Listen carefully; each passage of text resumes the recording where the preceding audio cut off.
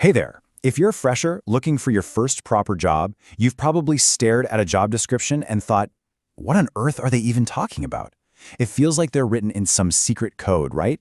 Well, today, we're going to crack that code. We're taking a real job posting and breaking it down step by step so you know exactly what they want and how to give it to them. Let's get into it. Okay, just look at this very first sentence. As a shutdown, turnarounds, and outage application specialist, come on, efficiently providing a turnkey quote solution. It all sounds very grand and important, but what does it actually mean? If you're scratching your head right now, trust me, you are not alone. This kind of corporate speak is a huge wall for anyone just starting their career. But hey, that confusion is completely normal, so don't you worry. Think of this explainer as your personal decoder ring for the corporate world. We're going to break this entire job post down piece by piece. By the end, you'll see exactly what they're looking for and, more importantly, how you can be the person they're desperate to hire. All right, first things first. Section 1. What does this job title really mean? Before we get into all the nitty-gritty details, we have to understand the basics. Who's hiring? What's the role all about? Let's build our foundation. So here are the key highlights. The company is Emerson, a big name. The role is for an application engineer, and it's based in Chennai. Now here's the part that should make you sit up. The experience needed is 0 to 1 year. That's right, it's totally fresher-friendly. With an expected salary of 3 to 6 LPA and a hybrid work model, this is a pretty sweet deal to kickstart your career. So what in the world is an application engineer? Just think of this role as being a technical bridge. On one side, you've got the sales team, who are great at selling. On the other side, you've got the customer, who has a specific technical problem. You, the application engineer, are the expert in the middle. You know the product inside and out, and you can show the customer exactly how it's the perfect solution to their problem. Simple, right? And now for that crazy bit of jargon from the first sentence, STO. It just stands for shutdown, turnaround, and outage. This tells you that this is a super specialized role. You're not just any application engineer. You're the expert for a very specific scenario. When a client's factory plans a shutdown for maintenance, you're the go-to person who swoops in with quick quotes and solutions for all the valve parts they need. You're basically a problem-solving hero during their most critical times. Moving on to Section 2. The skills they really want. Now here's a little secret about job descriptions. Not all skills are created equal. There are the skills that just get your resume seen, and then there are the skills that actually land you the job. Let's figure out what they're truly looking for. Now look at this. You see these two columns? The stuff on the left, the must-haves, think of that as your entry ticket. It gets you past the first round of filters. But the real magic? That happens on the right. The preferred qualifications are the game changers. This is what separates you from the hundreds of other people applying.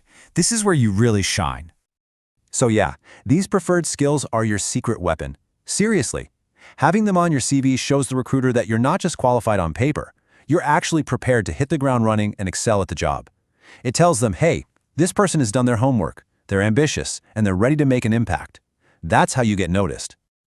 Okay, so you get the role, you know the skills to focus on, but what are you actually going to be doing all day? Section 3 is all about your day-to-day mission, translating all that corporate language into what your work life will actually look like. So, your daily grind will be a mix of a few key things. You'll be the first point of contact for customers during those STO events we talked about. You'll be crunching numbers to provide price quotes for parts. You'll be the technical backup for the sales team, and you'll need to keep good records of everything. It's basically 1 part customer service, 1 part tech support, and 1 part sales support. Now stop and look at this line right here. This is your golden ticket. This is where a fresher can make a massive impact. They don't just want a robot who follows a process. They want someone who can improve the process. Remember that Microsoft Power Platform skill on the preferred list? This is exactly where it comes into play. If you can build a simple tool to make quoting faster, you'll be a star. You might also see this term management of change, or MOC. Don't let the fancy names scare you. It's actually pretty straightforward. It just means you help customers upgrade their stuff. Maybe they have an old Emerson product, or maybe they're using something from a competitor. Your job is to make their switch to a new Emerson product as easy and smooth as possible. So, we know what the job is, we know what skills they want, and we know what you'll be doing. The million-dollar question now is, how do you take all this info and turn yourself into the candidate that they absolutely have to hire? Let's talk strategy. Your winning game plan is really just 3 simple steps. 1. Connect the dots for the recruiter. Don't just list a skill, explain how you'll use it. 2. Show, don't just tell. Instead of just saying you know about valves, talk about a college project where you worked with them. And 3, speak their language. Sprinkle keywords from the job description like customer satisfaction and efficiency into your CV and interview answers. It shows you get it. And why is all this effort so important? Well, let's talk money. This chart pretty much says it all. If you only have the basic skills, sure, you might get the job, but you'll likely be at the lower end of that salary, around 3 LPA. But if you come in with those preferred game-changing skills, that's what pushes you towards that 6 LPA mark. It's a direct investment in your paycheck. And you know what the best part is? The company itself tells you this is what they want. Their own culture statement says they invest in your success. So by learning these extra skills, you're literally showing them that you are the perfect investment. You're exactly the kind of person they're looking for, someone who wants to grow and make an impact. Okay, deep breath. You've done all the hard work. You've decoded the description. You've got your strategy ready. Now for the final, easy part, actually applying. Let's just run through a quick checklist so you nail it. Look, the process itself is pretty simple. You click apply, create an account if you need to, fill out the form, and upload that perfectly tailored resume we talked about. But please, the most critical step is the last one. Verify everything. Double check your phone number, your email, everything. A silly typo can create a really bad first impression, so just take that extra minute.